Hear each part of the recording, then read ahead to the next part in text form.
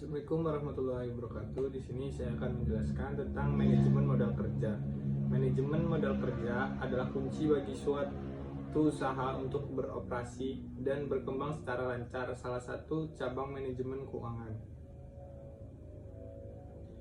Pengertian modal kerja. Komponen utama modal kerja terdiri atas uang tunai, persediaan, dan piutang yang dapat diubah menjadi kas.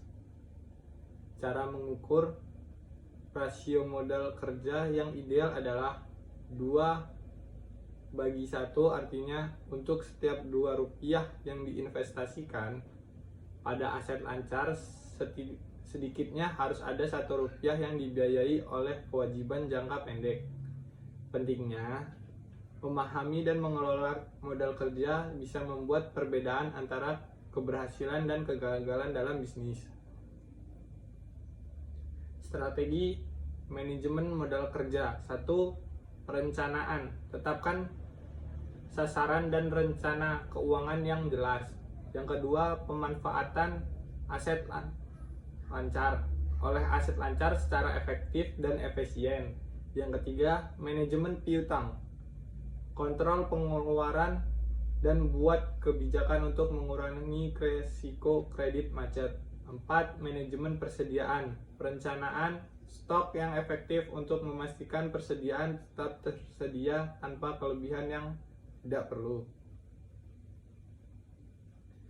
Permasalahan dalam manajemen modal keuangan. 1. Kurangnya dana. Bisnis tidak memiliki persediaan dana yang cukup untuk membayar tagihan jangka pendek yang masuk sehingga terpaksa mengajukan pinjaman. 2. Piutang macet. Menagih piutang adalah proses kompleks dan menghabiskan waktu. Terkadang klien tidak dapat membayar tagihan tepat waktu. Ketiga, stok berlebihan. Persediaan yang berlebihan dapat menyebabkan kerugian dan kewalahan untuk mengontrol persediaan. Metode alternatif pembiayaan modal kerja. Pinjaman bank. Banyak bank yang menyediakan produk pinjaman jangka pendek. Investasi dari investor, menyediakan saham atau dapat menjual utang pada investor. Crowdfunding. Menggalang dana melalui kampanye crowdfunding di media sosial atau platform khusus. Pengaruh manajemen modal kerja terhadap kinerja perusahaan. Lebih efisien. Modal kerja yang dikelola dengan baik dapat mengurangi biaya dan meningkatkan penghematan. Tingkat profitabilitas. Manajemen modal kerja yang efektif dapat meningkatkan profitabilitas bisnis. Kontrol risiko. Manajemen modal kinerja membantu perusahaan untuk mengontrol risiko dengan meminimalisir keterlambatan pembayaran piutang dan lain-lain. Contoh khusus berhasilnya manajemen modal kerja pada perusahaan terkenal.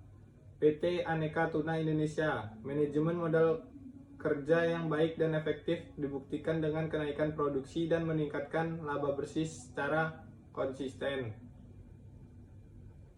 Kedua, Kalbe Farma.